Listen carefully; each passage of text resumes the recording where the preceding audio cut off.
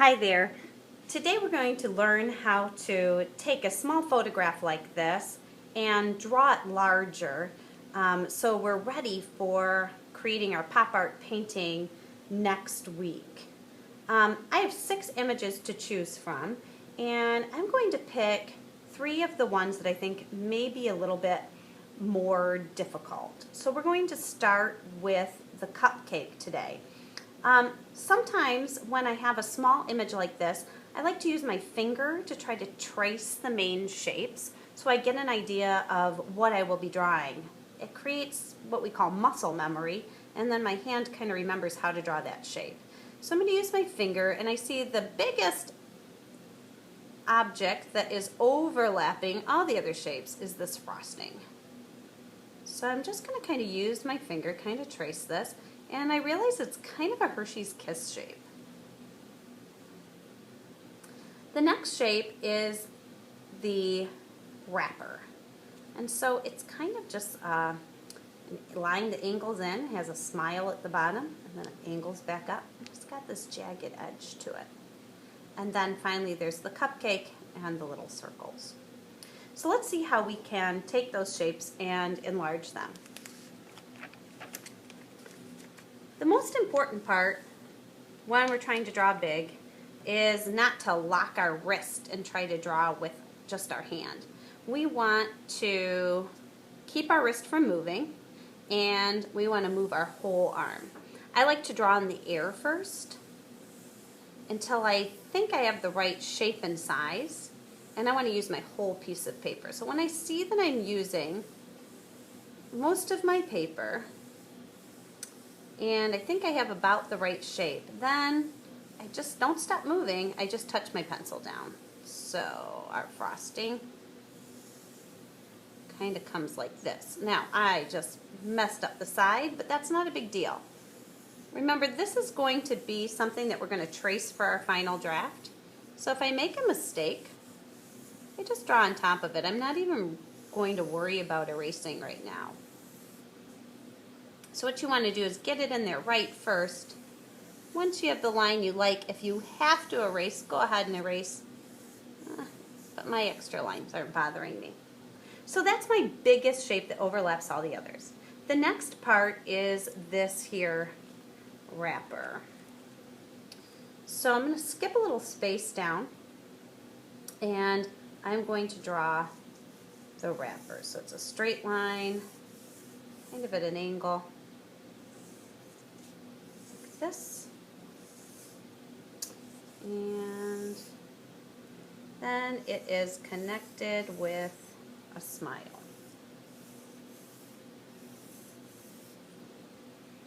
Now I can put the jagged edge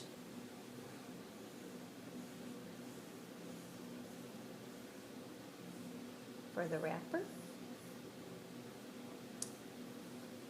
It just kind of wraps back and touches the cupcake.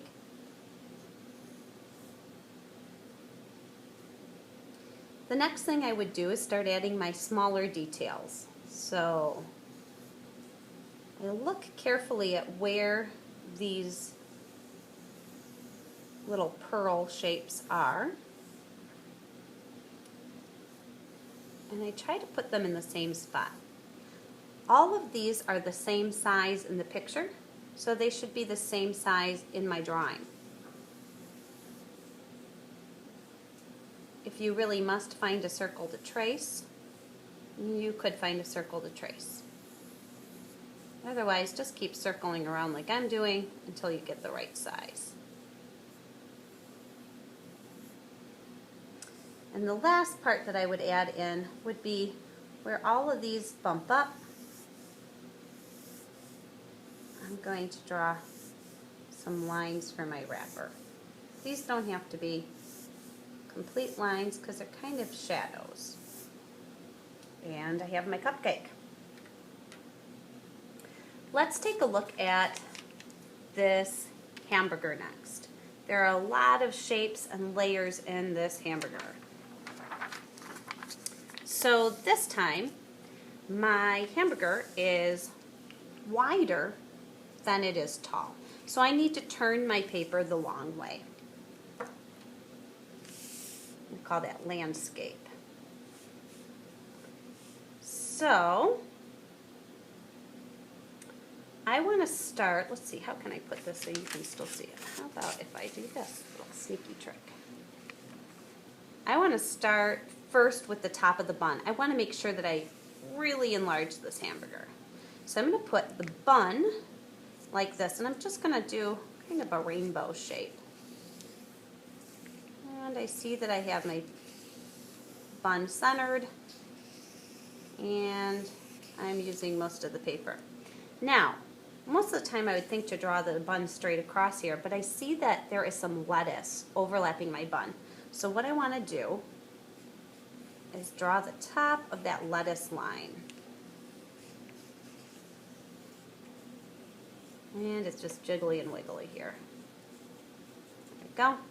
And the bottom of the lettuce, because the lettuce is also overlapping that piece of tomato. So now I can put my tomato in. And I'm just going to let the lettuce overlap it. So wherever the lettuce is overlapping, I just don't draw. I'm going to put the first hamburger patty in. There's some cheese peeking out underneath there. Now, I have lettuce again overlapping my patty and my bun. So it would make the most sense for me to draw the lettuce first.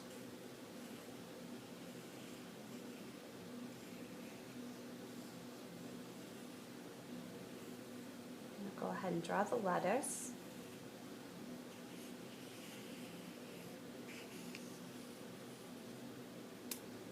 Now the only line I need to draw for my patty is right here and here, and then my bun.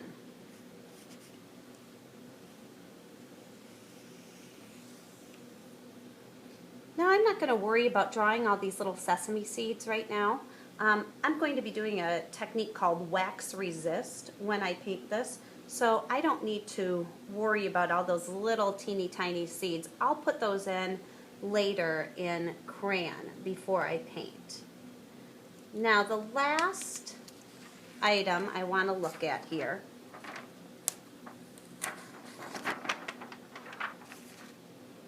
is the ice cream cone.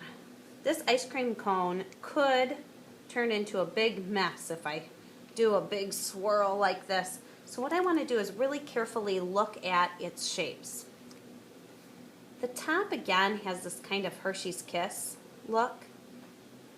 It has kind of a wiggly mound here, and just a few lines swishing.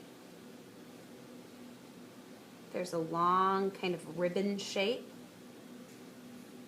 that creates, almost looks like maybe a cat food can here.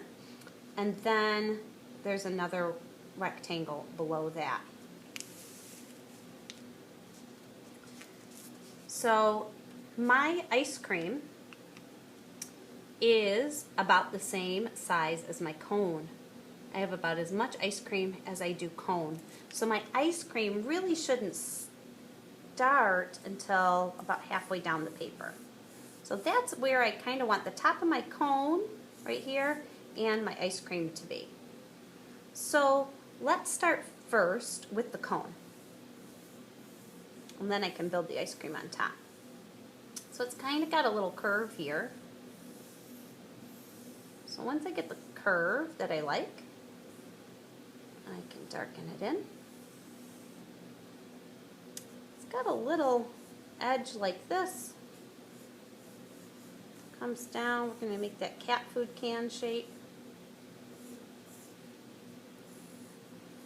Once again, I'm not taking the time to erase until I get it exactly how I want it. Then it comes in a little bit.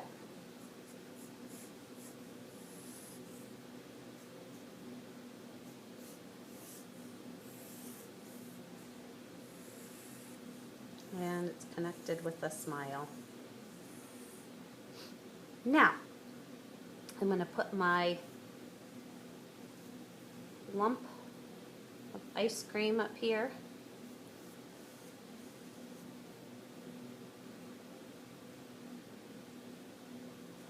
And then the Hershey's Kiss shape on top.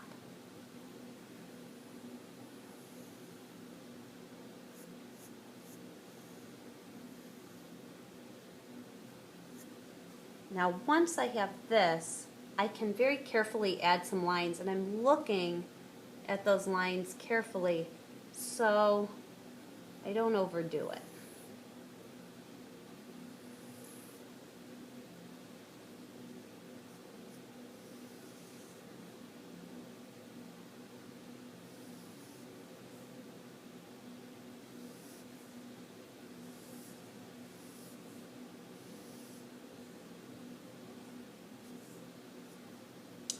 Now there are a few lines here. Some of them are hidden in the highlights, so I'm just going to put a few of these lines in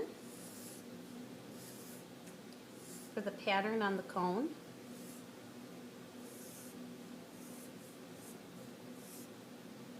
And I'm done.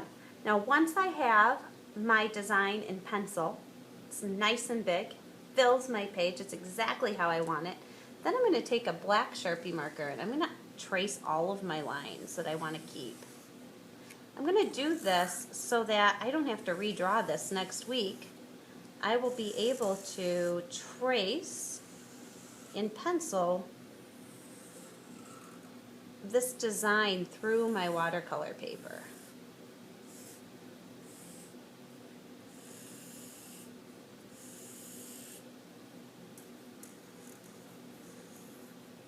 So very carefully go over all of your pencil lines.